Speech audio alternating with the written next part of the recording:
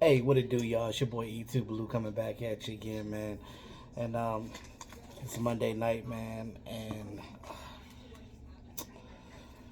I don't know. It seems like the off season this year is kind of rolling by a little bit, because we're already getting ready to enter free agency. Um, they just concluded the NFL Combine, so all the players that are coming out in the draft, they've already ran their 40s and stuff. So, and those running backs, oh my God, like it's gonna be some good running backs, and fast ones too. A lot of them in the 430s, 4.4s. I know that B John, the guy that everybody wants to get, right? This guy, I think he ran a 4.47. But regardless, it's not just about the speed; it's about the can you pass protect, right? Because on this team, I feel like pass protection is key. Um, but anyway, um, Dallas Cowboys did put the franchise tag on Tony Pollard, which is what we thought he was going to do. They were going to do. The franchise tag is worth 10.9, well, 10.09 million uh, for a running back. Now they have until I think July 15th to get a long term contract with said Tony Pollard, which I really hope that they can do before uh,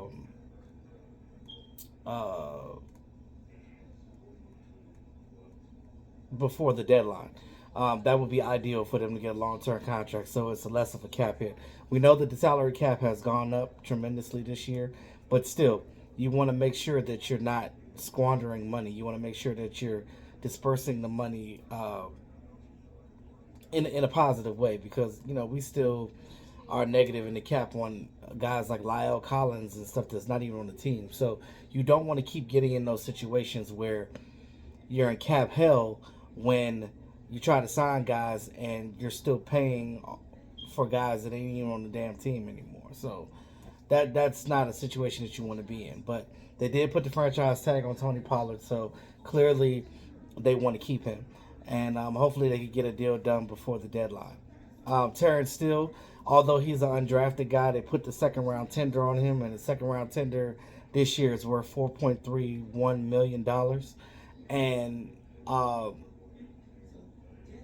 if another team tries to counter that, the Dallas Cowboys could come back and try to counter that and try to basically see if they can, if they definitely want to keep him. So Terrence, you notice when Terrence Steele was out, it was really difficult for the Dallas Cowboys not to to run the ball. Really, like we see how his value has grown tremendously on this team, and Terrence still definitely has some worth on this team because of that.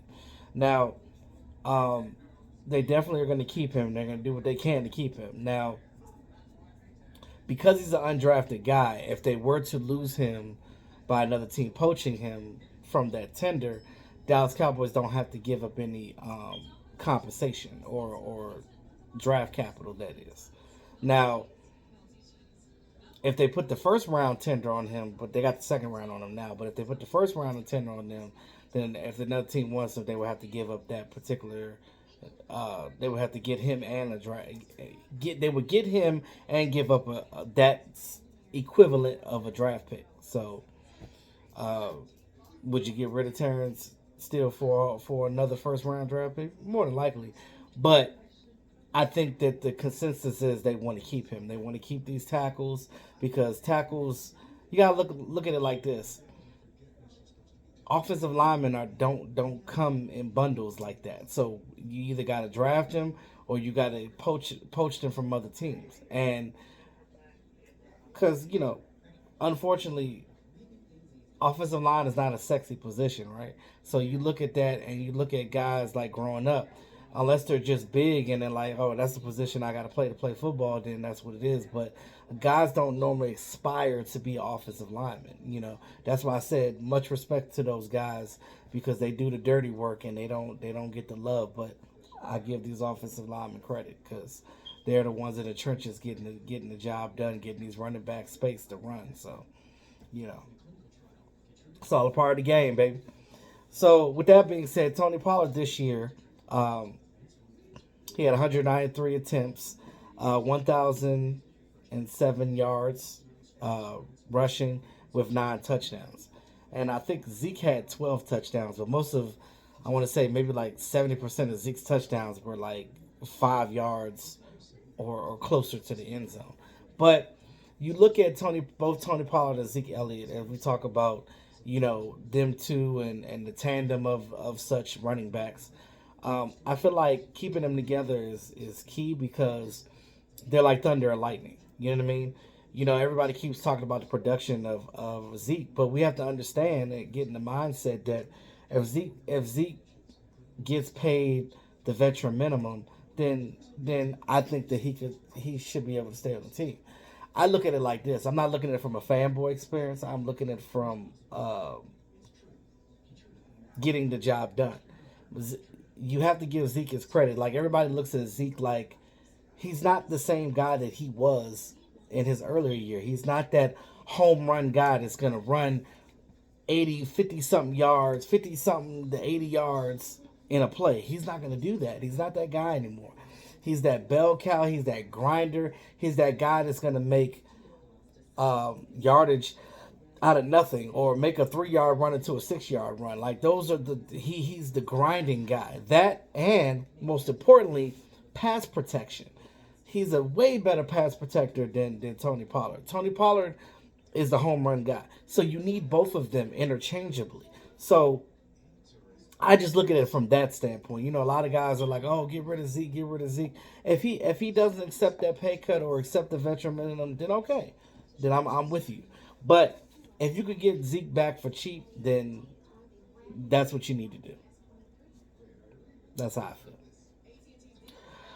Let's go into the free agents before I end this video. On offense, let's just go one by one, and I'll tell you what I think, and then in the chat, you guys can tell me what you think about these guys.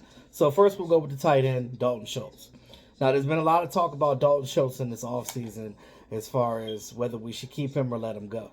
Now, I know a lot of you guys are loving the emergence of Jake Ferguson and Peyton Hendershot. I love them too. These two young guys coming up with Sean McKeon in the background as well. I know he's a veteran guy, but I think that they will be fine allowing those guys to grow. Remember, we've had Jason Witten on this team for so many years. So, like, the way Dallas Cowboys look at tight ends is different because we're so used to that one guy just being there and blocking the progress from other guys. We can no longer allow this team to do that, or these players to do that, to block progress of younger guys that should be deserving of that spotlight as well. Now, Dalton's going to get paid, right? So I think that Dalton probably will, it would behoove him to go to another team where he could flourish. Now, there's been talk about the Washington Commanders wanting him. There's been talk about the Carolina Panthers wanting him. So if he does go, I wish him the best of luck. But I just don't think that monetarily you can afford what Dalton Schultz's agent is going to want for his client. So, if you're not trying to get money for your client, then why have an agent? That's all I'm saying. Cooper Rush, he's been on his team for a while. I believe that if you really want him as your backup, you can bring him back. But I know that the Cowboys are high on Max Duggan and some other young quarterbacks in the draft. So we'll see how that goes. If you can get Cooper Rush back cheap on that veteran min, then I'm fine with that. Jason Peters, he's already on a kind of minimal contract. A lot of people say don't bring him back because he's old. He needs to go ahead and retire, and because he's not going to be able to play for you full time. We've seen that this year. He's just not. He doesn't have the energy or the gusto to do that anymore. He's burnt out. I like Jason Peters. He's definitely a future Hall of Famer. He did a lot of work with the Eagles, with their organization when he was with them. And this past year with the Cowboys, he came in and did his best in spot duty. But that one is another toss up in the air. You can never have enough tackles, in my opinion. So if he decides he wants to come back to the Cowboys and play one more year, give him a little cheap contract and let him go on about his business. Connor McGovern, I'm pretty sure they're going to bring him back because you don't just get rid of good offensive line. T.Y. Hilton. This one was my pet cat. I want to see T.Y. Hilton come back off of the strength of what he did on this team and what he could have done. There's been many times in those playoff games where he was wide open, and if they would have just, if Dak would have just continued his read, I know that Kellen Moore was telling Dak to throw it certain places, but you have to allow your quarterback, as an offensive coordinator, you have to allow your quarterback to go through his progressions, because if he's not allowed to go through his progressions, he's not going to see open people. He's just going to try to beam it to the person that the play call is for. And that's not how it should be done. We need to get away from that. Hopefully Mike McCarthy gets away from that, and we get more of finding the right guy for the job as far as on that play. So for me, T.Y. Hilton, please come back. And no matter what else they do with wide receiver, I just feel like T.Y. needs to be on this team. The next one is Noah Brown, which is also a receiver. Now, that's a toss-up, too, because Noah Brown, I know a lot of the fan base have told me, E2, man, I'm done with Noah Brown. I'm let him walk. They should have kept Cedric Wilson over him. I've heard it all. I know that he has value on special teams as well. So that's another reason why they wanted to keep him there. So I just look at it like that.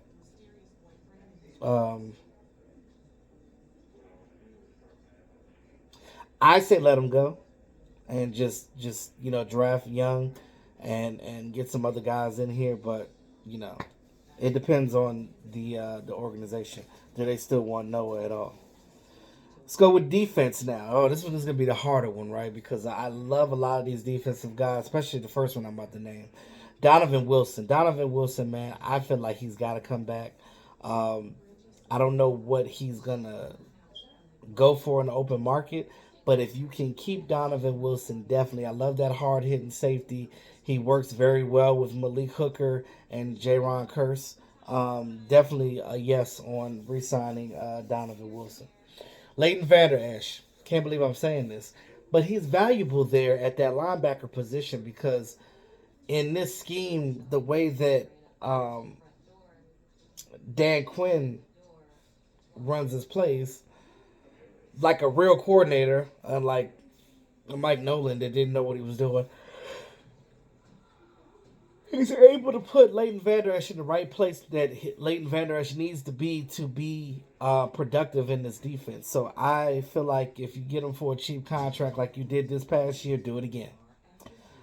Anthony Brown. Oh, we see what happened when Anthony Brown left. We were scrambling trying to find a number 2 cornerback to be alongside Trayvon Diggs. Now, I know a lot of you are sick of Anthony Brown.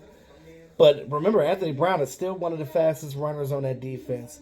2, he, as much as y'all say that he get burnt, he may be an average corner, but he definitely holds his weight in that defense. So, I wouldn't mind having him back on a cheap contract. But if he's asking for more, then let him go and draft one of these young guys that figure it out.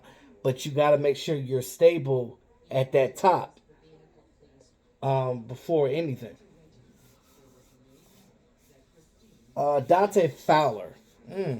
He has had a lot of tackles for loss. He's had a lot of pressures. And he's even had a few sacks. So I like what Dante Fowler brought to this team. And I know that, him being a former player of our defensive coordinator, Dan Quinn, it was that familiarity. I can't say that word. That familiarity with him. They were real close with each other, and that was one of his guys. So I when he was in Atlanta, so I wouldn't mind bringing back Dante Fowler back on a lesser contract. A lot of these guys can come back because they're a lot of them are like veteran. This ain't their second contract, so you know what I'm saying. Like they can come back on a lesser deal, depending on what they garnish. Anthony Barr, I feel like you could let him go if you need to. I don't think that he really did a whole bunch for this team because I think that his greatest skill set is being a guy that pass rushes when the lanes are open. He's a really weird individual when it comes to playing football because he plays it at a different tempo. You know what I mean? So it's more so for him. I think that you can probably draft somebody that could give you the same value as what Anthony Barr brought to this team, because what the Vikings did with him, they played him differently. They played him almost like a defensive end. It was like a part time, almost like a Micah Parsons type of situation, like a hybrid linebacker defensive end type of position. Jonathan Hankins, definitely get him re-signed. Do you see how much he runs stuffs? He is like a refrigerator with arms and legs. Like you need to have his big ass in there teaching Odigi Zua and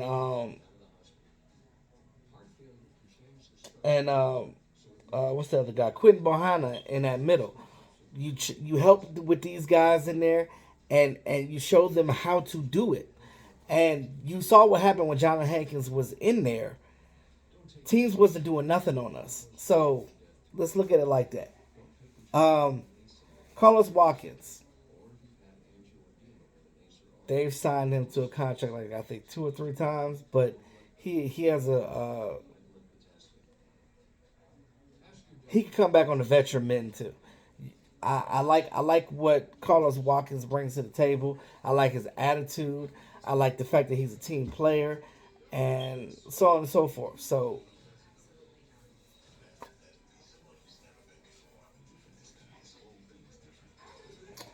the next and the last one on defense, C.J. Goodwin.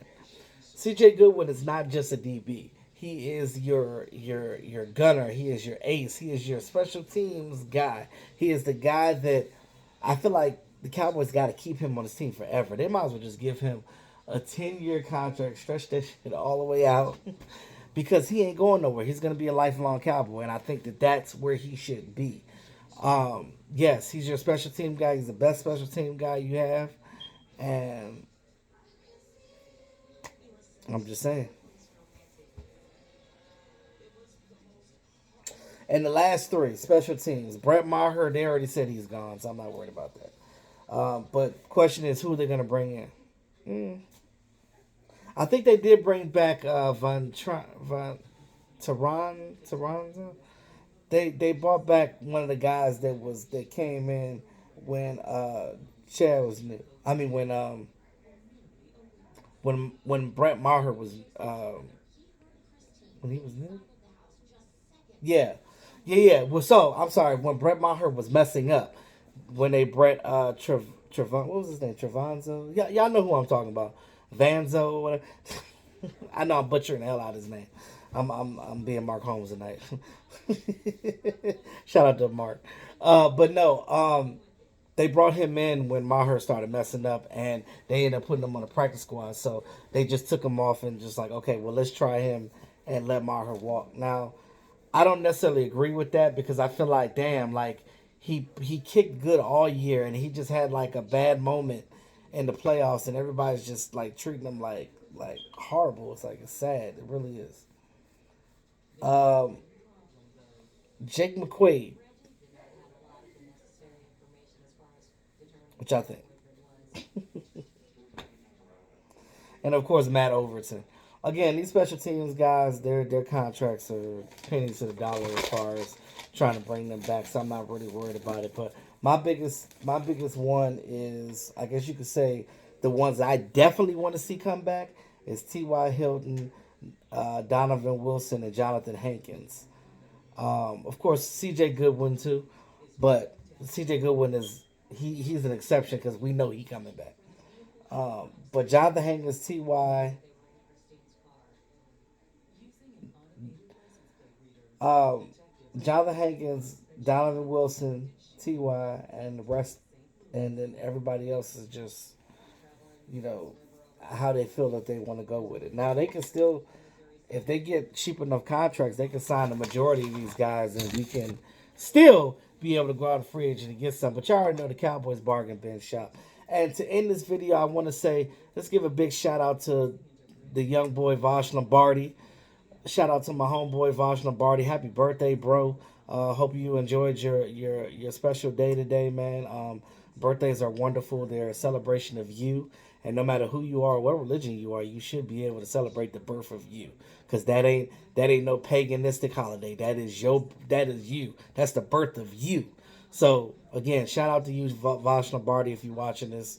Happy birthday, bro. Love you, bro. And shout out to all the other Cowboy YouTubers out there. I just want to say one last thing.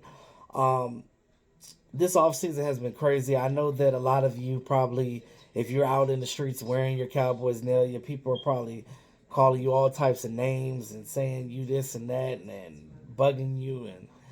And my whole thing is that to counteract that is fuck them. That's how I feel. So with that being said, don't ever let somebody make you feel any type of way for being a Cowboy fan. Understand that.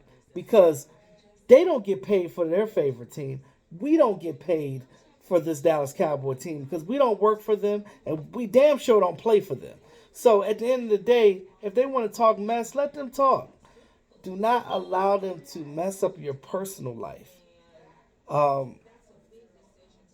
It's huge. So I just wish it would stop because it's already hard enough being a Cowboy fan and hard enough being a YouTuber trying to like promote the brand, and we're getting all this hate and dislike. So I just look at it like this: I need all Cowboy fans, man, because again, we get against each other sometimes too. We need to chew that beef up and take that energy and put it somewhere else. So if you feel slighted, don't ever make you feel depressed or make you feel like you want to kill yourself over these Dallas Cowboys, because it's not that serious. It is just a game.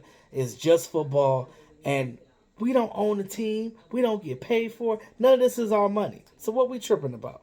We just enjoy it and try to bring out good content. So the strain on the YouTubers right now is heavy right now, which is why I took a break from making videos, because it was just too much. I just, it just had to get myself together, because I'm a type of dude, I don't like disrespect, and I don't take that kindly. Like, I'm probably one of the nicest dudes you ever meet, but disrespect is my biggest pet peeve, and I'm not for it. So, and I will protect my fellow fans in that regard, because hell, if you feeling some type of way, if you feeling down, you already going through something, and somebody's coming and bashing your team and it's making you feel depressed, let's talk about it. Hit me up in the DMs. Y'all know my Instagram. It's the same. It's everything. E2 Blue Entertainment. It's public. Go ahead and send me a DM if you feeling some type of way. You just need to chat, talk it out, shoot me a message. I got you. But by no means should we allow people outside of the fan base to come in here and make us feel any type of way for being a Cowboy fan, because at the end of the day, nobody criticizing them for being a fan of their team. Because remember, there's still 12 teams that don't have Super Bowl rings at all. So, miss me with the BS.